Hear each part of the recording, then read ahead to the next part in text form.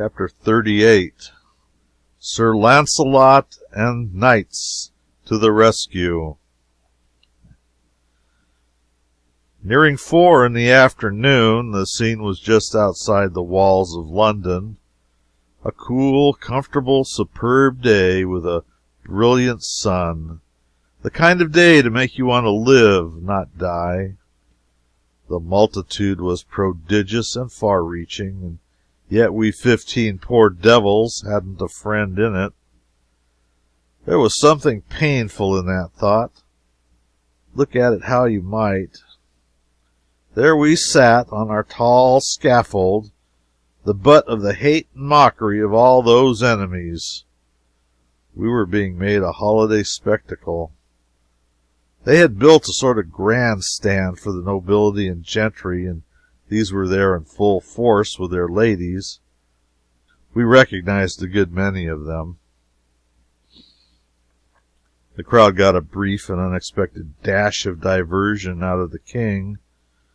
The moment we were freed of our bonds, he sprang up in his fantastic rags, with face bruised out of all recognition, and proclaimed himself Arthur, King of Britain, and denounced the awful penalties of treason upon every soul there present if hair of his sacred head were touched.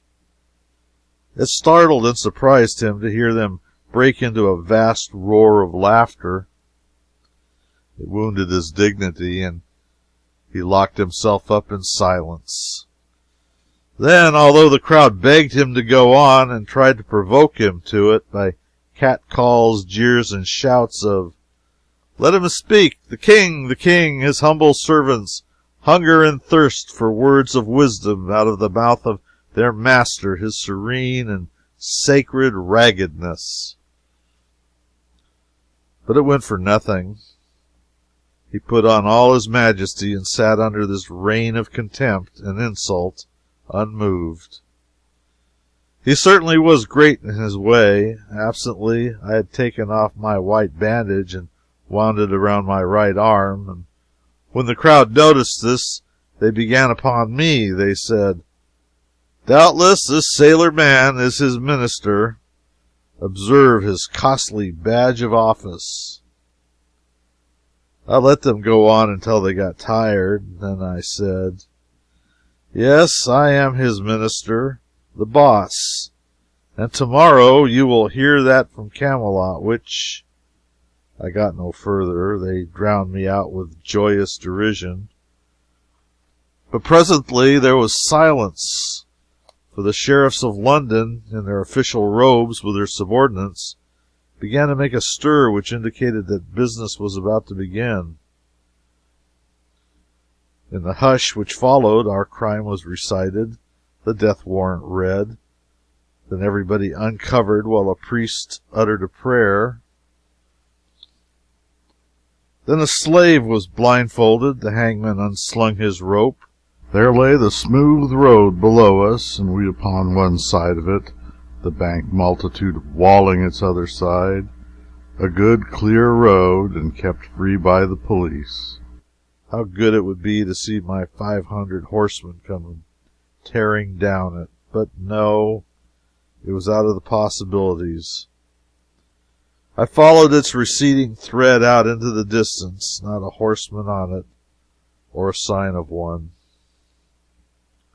There was a jerk, and the slave hung dangling and hideously squirming, for his limbs were not tied. A second rope was unslung. In a moment another slave was dangling. In a minute a third slave was struggling in the air. It was dreadful. I turned away my head a moment. Then I turned back. I missed the king. They were blindfolding him. I was paralyzed. I couldn't move. I was choking. My tongue was petrified. They finished blindfolding him. They led him under the rope. I couldn't shake off that clinging impotence, but when I saw them put the noose around his neck, then everything let go in me, and I made a spring to the rescue. And as I made it, I shot one more glance abroad. By George, here they came, a-tilting.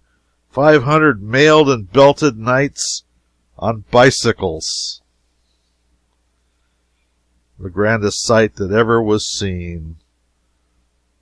Lord, how the plumes streamed, how the sun flamed and flashed from the endless procession of webby wheels. I waved my right arm as Lancelot swept in. He recognized my rag. I tore away noose and bandage and shouted, "On your knees, every rascal of you, and salute the king. Who fails shall sup in hell tonight." I always use that high style when I'm climaxing an effect.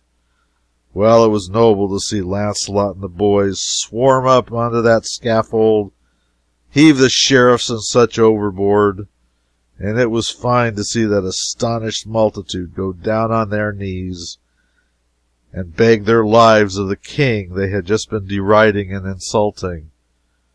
And as he stood apart there, receiving this homage in rags, I thought to myself, well, really, there is something peculiarly grand about the gait and bearing of a king, after all.